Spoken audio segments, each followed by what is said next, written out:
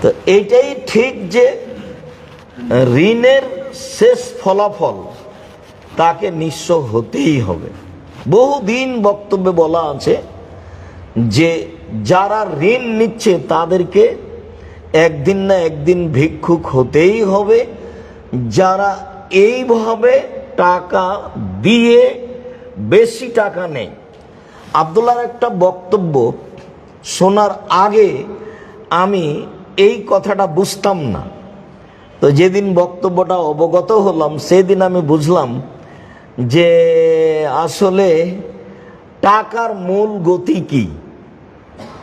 টাকাকে তার নিজ গতিতে চলতে দিলে মানুষের সমাজে সমস্যা হবে না। সেটা হলো এই, টাকা ব্যবহার হয় বিনিময়ে, এটা হলো টাকার নিজস্ব গতি। আমি 1 কেজি বেগুন নিয়েছি, বিনিময়ে টাকা দিয়েছি, এটা হলো টাকার নিজস্ব গতি। আমি 1 কেজি চাউল কিনেছি, তার বিনিময়ে টাকা দিয়েছি, এটা হলো টাকার নিজস্ব গতি। আর টাকা দিয়েই যদি টাকা নিই তাহলে টাকার নিজস্ব গতিতে বাধা দেওয়া হয়েছে, ও আর নিজের মতো চলতে পারলো না। আমি টাকা দিয়েই টাকা নিলাম, তো 100 টাকা লোন দিয়েছি, ঋণ দিয়েছি, 6 মাস পরে 120 টাকা নিব, তাহলে তো বাহ্যিকভাবে আমার টাকাতে টাকা বাড়লো। কিন্তু আল্লাহ বলছেন যে টাকাতে টাকা বাড়ে না, আল্লাহর নবী বলছেন টাকাতে টাকা বাড়ে না, তাহলে ফলাফল কি? যেহেতু টাকাকে নিজ গতিতে চলতে দেওয়া হয়নি, তখন সমাজের যা অবস্থা সেটাই হবে। বাহ্যিকভাবে টাকা বেশি দেখলেও সে একদিন নিঃস্ব হয়ে যাবে।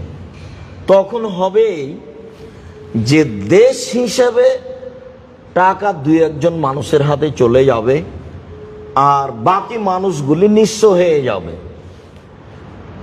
গ্রাম হিসাবে টাকা 2-1 মানুষের কাছে চলে যাবে, বাকি লোকগুলি নিঃস্ব হয়ে যাবে। পৃথিবী হিসাবে কয়েকটা দেশে টাকা চলে যাবে, বাকি দেশগুলি নিঃস্ব হয়ে যাবে, এক পর্যায়ে দেউলিয়া হয়ে যাবে। কেন? টাকাকে তার নিজ গতিতে চলতে দেওয়া হয়নি। টাকার নিজস্ব গতি এটাই যে তাকে বিনিময়ে ব্যবহার করতে হবে। যখন টাকাকে তার নিজস্ব গতিতে ব্যবহার করা হয়নি তখন টাকার উপরে জুলুম করা হয়েছে। আর যখন কোনো জিনিসের উপরে জুলুম করা হয় তখন সেই জিনিস টিকতে পারে না, তাকে এক সময় সরতে হবেই। আপনি একজন সম্মানী মানুষ, জামিয়া সালাফে এসেছেন, তা আপনাকে সম্মান সহকারে থাকতে দিতে হবে, বসতে দিতে হবে, কিন্তু আপনাকে